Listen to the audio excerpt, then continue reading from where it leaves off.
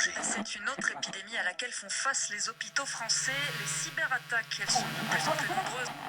Des hackers ont pris le contrôle des serveurs. Résultat, impossible pour le personnel d'accéder aux mails ou de lire les dossiers numériques des patients. Il y a eu 6 fois plus d'attaques en 2020 que l'année précédente dans le milieu hospitalier. Bonjour à vous, bienvenue au lycée Arthur Rimbaud, 3e prépa métier. Moi je suis Kai Nathan. Moi c'est Chiara. Et moi Enzo. Comment vous appelez-vous? Cédric Gendre. D'accord. Vous avez quel âge? 36 ans. Et vous venez d'où? De Ribécourt. En quoi consiste votre travail? Je suis consultant en informatique. L'objectif est donc, comme spécifié ici, de réaliser de la maintenance informatique, de la vente de solutions de matériel et logiciels, du développement, de la formation et des conseils auprès des clients professionnels et particuliers. D'accord, donc vous aidez en fait les gens à choisir un peu et quand ils ont des problèmes, à remplacer, c'est ça? Oui, c'est une partie de mon travail, en effet. Ça fait combien de temps que vous faites ça ici? 12 ans. 12 ans d'activité, 12 ans que j'ai CINET et créé. D'accord, c'est pas mal. Merci. Je suis un passionné de longue date. Quand j'étais adolescent, j'ai eu un premier ordinateur. Avec une bande de copains, on a commencé à bidouiller les machines, à les démonter, à mettre des choses en place. Et puis on se retrouvait tous les dimanches à faire de l'informatique, à faire des jeux, à dépanner les copains, les parents. Et voilà, c'était le lieu de retrouvailles du dimanche. Et puis, de fil en aiguille, trouvant pas forcément chaussures à mon pied en termes de profession, un jour, j'ai mon dernier employeur qui me dit « Mais moi, j'ai confiance en toi, tu devrais essayer de créer ton entreprise, je pense que tu as les compétences. » Et donc, voilà, ça a amené le consultant que je suis aujourd'hui depuis 12 ans.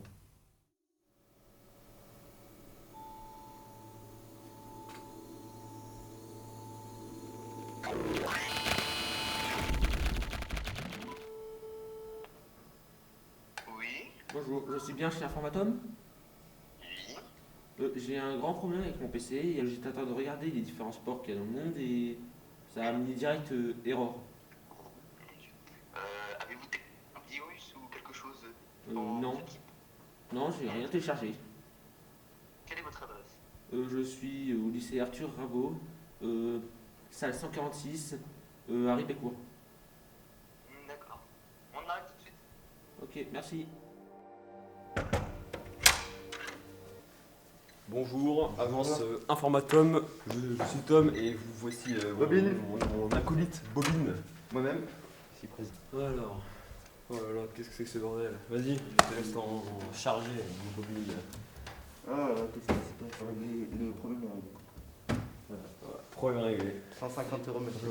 Messieurs, vous avez juste un écran. Ah bon? Si je rallume, Ah ouais, Bobine! il va avoir un problème. Oh! Ok. Monsieur, j'ai l'impression que vous avez débranché le clavier là. Pas normal ça. Ouais, voilà. Ça devrait être réparé là, monsieur, non? L'erreur reste ici. Ah ouais? Bon. Problème, ouais. T'as trouvé la solution ou pas encore? Non. Bah, trouvé. Non, Ça fonctionne pas? ça va rester ici. Est-ce que vous allez vouloir faire ça toute votre vie ou vous allez changer au bout d'un moment? Alors, si à la base ta question c'est si je devais changer de métier parce que je m'ennuie, non, je peux pas m'ennuyer. Je peux pas m'ennuyer parce que, je sais pas si vous allez comprendre ce mot, mais la clientèle est éclectique, ça veut dire qu'elle est vraiment très variée, très diverse. Et tous les jours, quand je me lève, parce que je fais encore un peu de clientèle particulière, une fois, c'est une petite dame, son ordinateur il démarre pas. Et puis demain, je suis dans une entreprise où il y a 15 personnes et l'infrastructure, la partie serveur-machine ne fonctionne plus. Voilà, c'est vraiment très varié, très divers.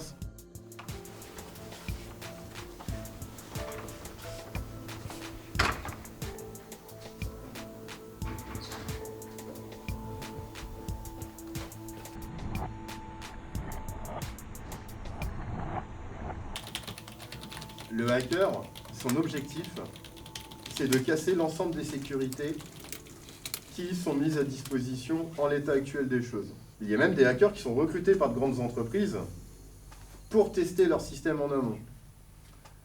Généralement, le hacker, il y en a qui recherchent de l'argent, il y en a qui recherchent aussi une notoriété et une reconnaissance.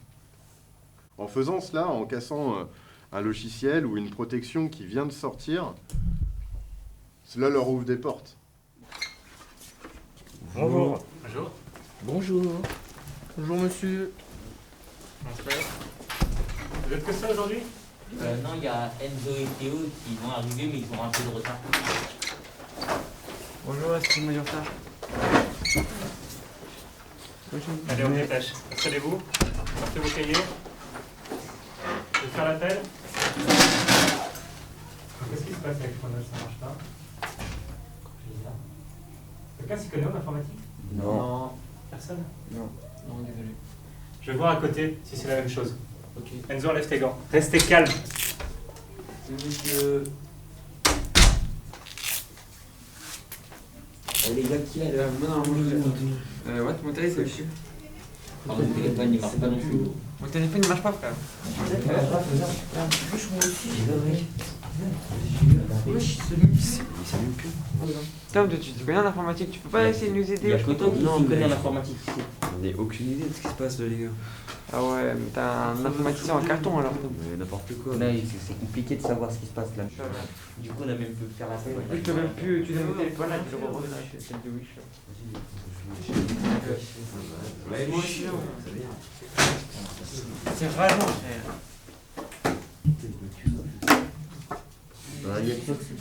C'est toi, Il y a que toi qui connais. Obligé que c'est toi seul. Vas-y, les gars, on va s'asseoir quand il va arriver. Ouais, tu vas arriver, ça va. Suite à un problème informatique indépendant de notre volonté, aucun train ne circule actuellement sur cette ligne. Il y aura toujours des hackers, il y aura toujours des sécurités, et de toute façon, aucun système, surtout informatique, n'est parfait, bien évidemment. Je rappelle que c'est quelque chose d'illégal à l'heure actuelle, parce que c'est de la violation de droit. Police, arrêtez-vous! Et il faudra donc toujours des informaticiens pour pouvoir réparer cette potentialité d'erreur. C'est quoi les outils que vous utilisez principalement dans votre métier? Alors, bien mon PC portable, hein, c'est lui qui me permet de piloter justement les infrastructures hypervisées chez mes clients.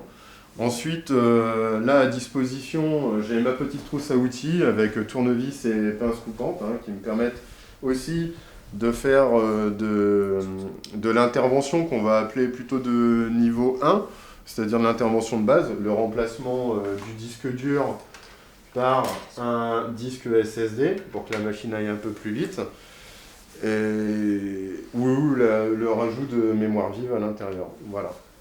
C'est quoi le plus haut niveau qui existe? Là, vous avez parlé de niveau 1. C'est quoi le plus haut niveau généralement? Le plus haut niveau, c'est le niveau 3. Généralement, ce sont vraiment des ingénieurs très très performants et énormément formés sur des solutions spécifiques. Entrez. Bonjour monsieur. Bonjour. Qu'est-ce que je peux faire pour vous? Alors, hier, on m'a réparé un PC. Ouais. Ça a été nickel, je l'ai connecté au réseau et ça a tout contaminé. Tout contaminé, c'est-à-dire? Tout le réseau du lycée était mort. Ouais. D'accord. On a besoin de conseils. D'accord. Et vous avez branché un ordinateur qui avait un antivirus au moins. Vous avez contrôlé le pare-feu du système. Vous avez contrôlé le plan d'adressage. Vous avez vérifié que le disque dur était en bon état. Le lycée est contaminé, mais de quelle façon? On vous a demandé une rançon? Exactement. Et vous venez de me dire que tout était ok au niveau du firewall, du VPN et de l'antivirus. Oui. Écoutez, si tout était ok, techniquement vous ne devriez pas avoir de virus et pas être infecté. Le problème, c'est qu'on a un, du coup, bah, on sait pas comment faire, quoi. D'accord. Bon, on va commencer par un bon nettoyage. Il faut débrancher tous les ordinateurs du réseau. C'est ce qu'on va faire. Oui.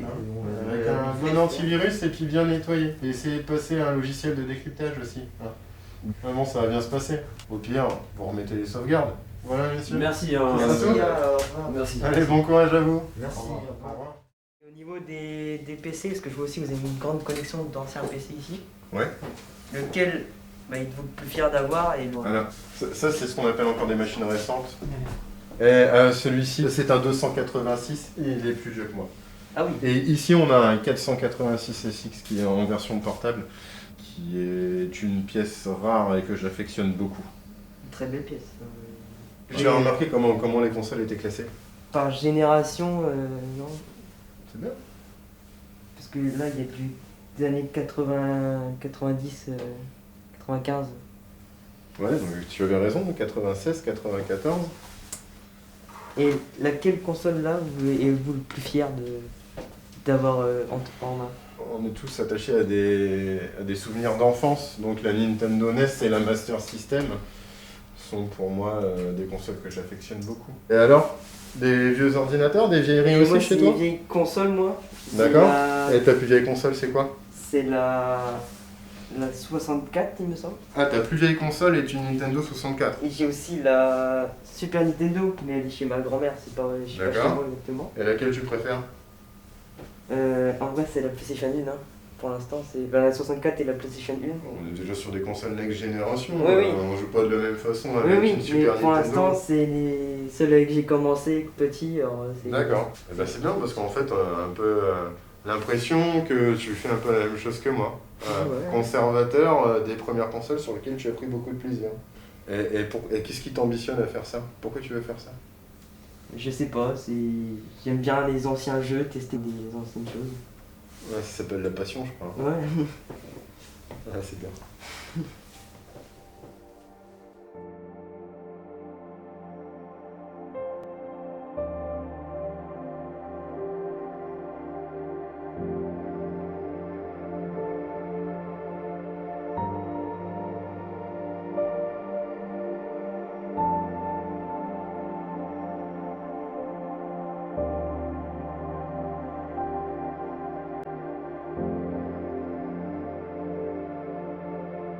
Thank you.